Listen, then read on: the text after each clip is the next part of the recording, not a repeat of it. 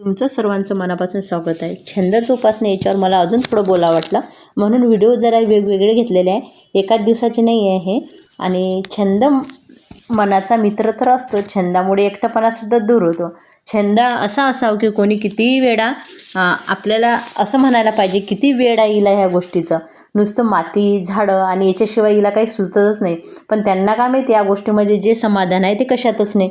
जो छंद जोपासते ना तो खरंच त्याला एकटेपणा तर वाटत नाही. आणि छंद आणि आनंद ह्या नाण्याचे दोन बाजू आहे असं मला वाटते.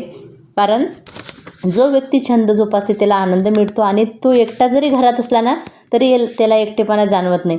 कारण त्याचा मित्र असतो तो त्याचा छंद कोणता पण असू शकते, तो त्याला आनंद भरपूर मिळतो. अशा गोष्टी आपण नेहमीच केल्या पाहिजे ज्याच्यामुळे आपलं मन समाधान मिळणार आहे. आणि समाधानासाठीच तर आपण सर्व काही करत असतो.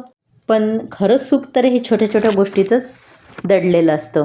छंद हे मनाचा खरंच एक व्यायामच आहे. आणि छंदामुळे आयुष्याला नवीन अर्थही येतो. त्याला सुख शोधावं लागत नाही, ते त्याच्या जवळच असतो. ज्या व्यक्तीला एकतरी छंद असतो ना त्याला सुख बाहेर शोधावंच लागत नाही.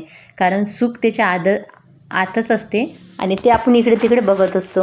पण ते जर आपण शोधलं ना, ते आपल्या छंद जोपासल्यामुळे एक आहे ना, आत्मविश्वास खूप वाढतो आपला. बोलण्यामध्ये आहे ना एकदम असं बोलायला, कारण मी व्हिडिओ आहे ना जसं येते तसं बोलत राहते, असं काही लिहून वगैरे काही ठेवत नाही. त्याच्यामुळं आजकाल धावपळीच्या जीवनात छंद जोपासल्यानं दररोजच्या धावपळीच्या याच्यामध्ये सुद्धा आपल्याला आनंद मिळू शकतो. कारण जो तो धावपळ करत आहे कोणत्याही गोष्टीसाठी, पण स्वतःला थोडासा वेळ कोणाकडे नाही आहे, तो देणं म्हणजे छंद जोपासणे आहे. तो कसाही आपण काढू शकतो, फक्त आपल्याला आवड पाहिजे त्या गोष्टीची. जसं माझं बागेमध्ये आलं की कोणत्याच गोष्टीत भान राहत नाही, किती वाजले काय झालं हे तासनतास करावं वाटते, अशी ही गोष्ट आहे. आणि त्याचे फळंसुद्धा मला गोड मिळतातच. आणि एकदा त्याचं फळ आपल्याला मिळायला लागलं ना तर आपल्याला आनंद अजून जास्त होतो. म्हणजे कसं, एखादीला रांगोळी काढायचा छंद असते आणि ती दररोज खूप छान छान रांगोळ्या काढते, पण कोण असं जरी म्हटलं ना तुमच्या रांगोळ्या खूप छान असतात तर तिला भरभरून असा आनंद मिळतो. तसंच मला कोण म्हटलं तुमच्या बागेमध्ये फुलं किती छान येते, किंवा एखादी भाजी किंवा फळ निघालं ना त्याचा गोडवा पाहून तो आनंद वेगळाच असतो मला. एखाद्याला स्वच्छतेची फार आवड असते, तिच्या घरी कोणी गेलं ना म्हणते किती प्रसन्न वाटते तुमच्या घरात. आणि पक्ष्यांना मी दाणे पाणी ठेवते ना, त्यांचं ते चिवचिवाट, आनंदानं ते चिवचिवाट करतात ना, ते बघण्यात मला खूप समाधान मिळते. आणि म्हणूनच मी म्हणते छंद हे आनंदाची दुसरी बाजू आहे. आणि मी फळं कधी कधी तर नुसतं त्यांच्यासाठी सुद्धा आणते. अर्ध मी खाईल तरी अर्ध त्यांना देते. असं छोट्या छोट्या गोष्टीचा आनंद शोधला ना तर जीवन सुखी आणि समाधानी होते. दुसरं काही आपल्याला खूप मोठ्या गोष्टी करावं लागत नाही, फक्त आनंद हा शोधावा लागते. म्हणून तुम्ही तुमचे छंद जोपासा आणि आनंदी राहा. आणि आनंद जेव्हा आपल्यामध्ये असते तेव्हाच आपण दुसऱ्याला सुद्धा देऊ शकतो.